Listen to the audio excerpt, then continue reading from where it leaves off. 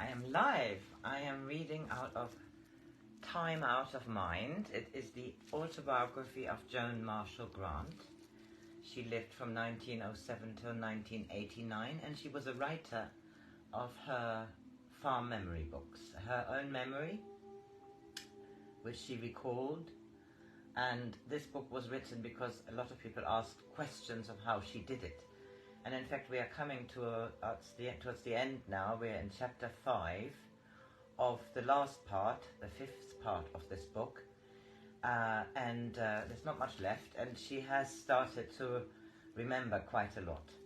Chapter 5, Chord and Discord. I had been working too hard, and at Christmas knew it by the increasing effort it took to become identified with Sikita.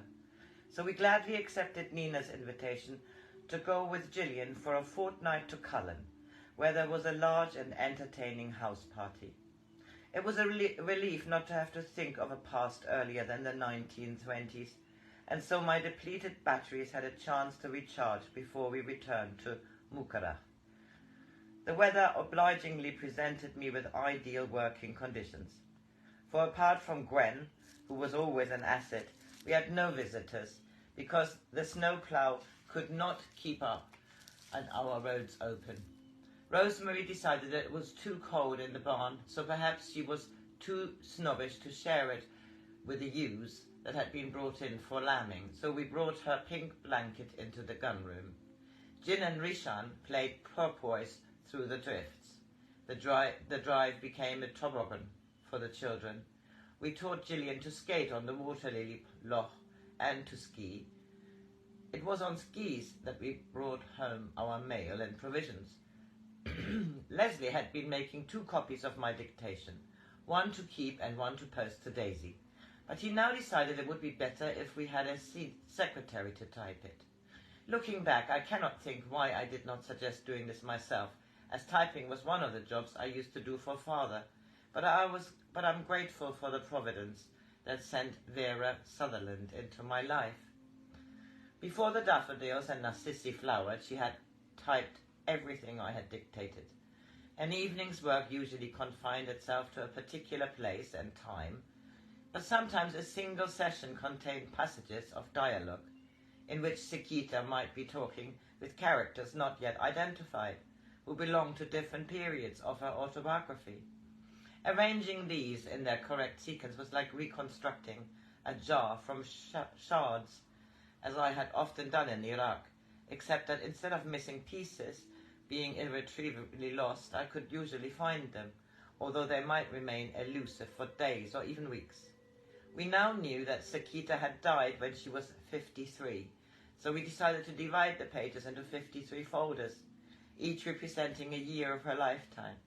We were doing this, and the drawing room floor was covered with pages of typescript, when Dr. Marr popped his head round the corner and asked if he could bring someone in for a glass of sherry. He is a nice old boy, and he wants to do some sketching. As he is staying at the Grand Arms without a car, I thought I'd take him with me on my rounds to give him a chance to see something of the scenery.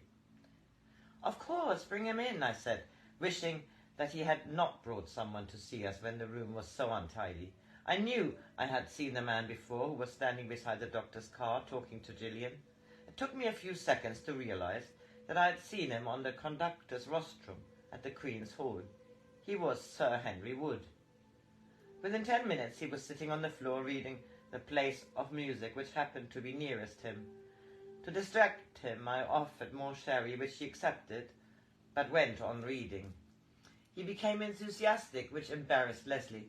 Luckily, before he could ask any leading questions, Mr. Marr telephoned to say that the doctor was urgently needed at the cottage hospital.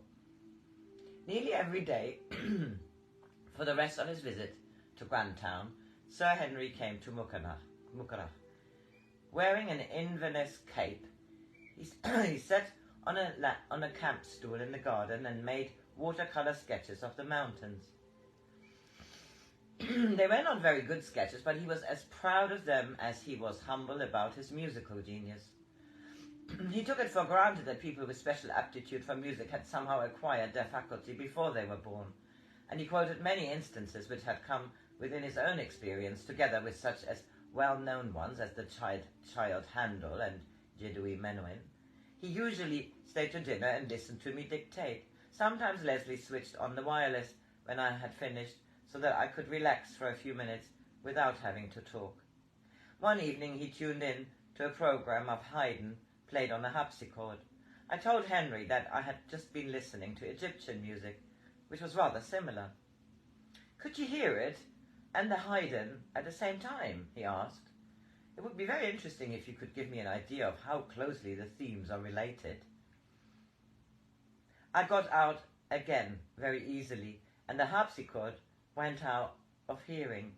When I came back, they both seemed more than usually interested. "Can you remember where you have been and what instrument you were playing?" I could still feel the strings rippling under my fingers. It was a lute, which is odd because I didn't know the Egyptians had lutes, or that Sekita could play any kind of musical instrument. "But you weren't in Egypt," said Leslie. "You were in Italy. Don't talk. Wait until I've read it back to you. I was born near Perugia in May 1510. My name was Carola di Ludovici. I died when I was 27. I was a strolling player. In less than 1,000 words and 15 minutes of clock time, I had remembered the main facts of what, after months of detailed recording, became life as Carola. This was the final confirmation I needed to convince me that I had developed the faculty of far memory to a degree which allowed me to talk about it. As soon as Henry had gone, I started with Leslie. "I've known what you were doing for some time," he said somberly. "I hope that Henry is discreet enough to keep it a secret."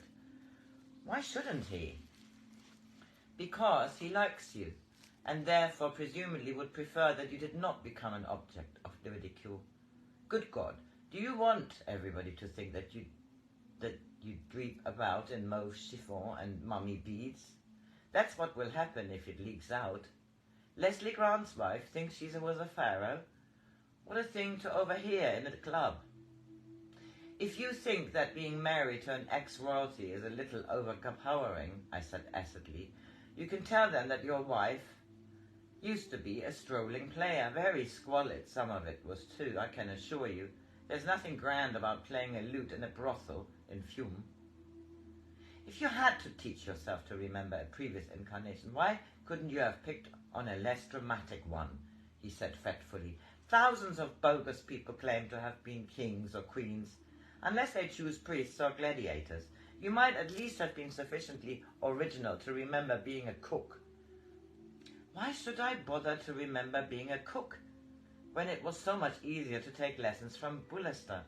I told you, when I was in Cluny, and you were being so unsympathetic about our haunted bedroom, that I wanted to learn the kind of things that would help me to understand myself. That is why Sekita's life is more relevant to me than any of the others.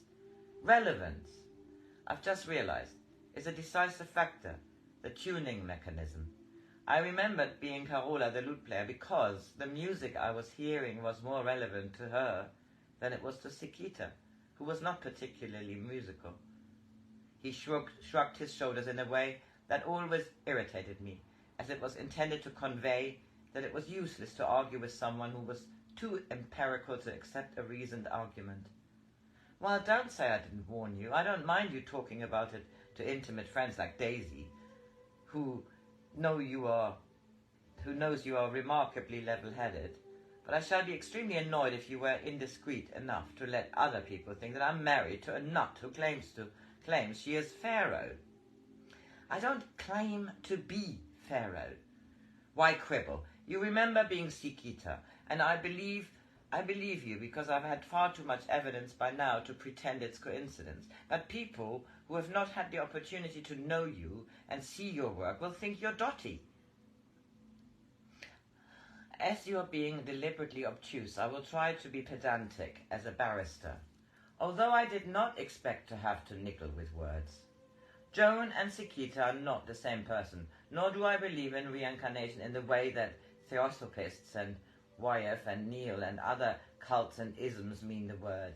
Joan and Sekita and Carola and the Red Indian, and the Greek runner, and the French girl, and probably hundreds of others as well, whom I haven't yet remembered. Each has a soul, a personality, if you prefer the word. The sum total of all these souls is the spirit they share between them. The soul usually becomes part of the spirit after the body dies. Sometimes a part of the soul fails to integrate, and the result is a ghost.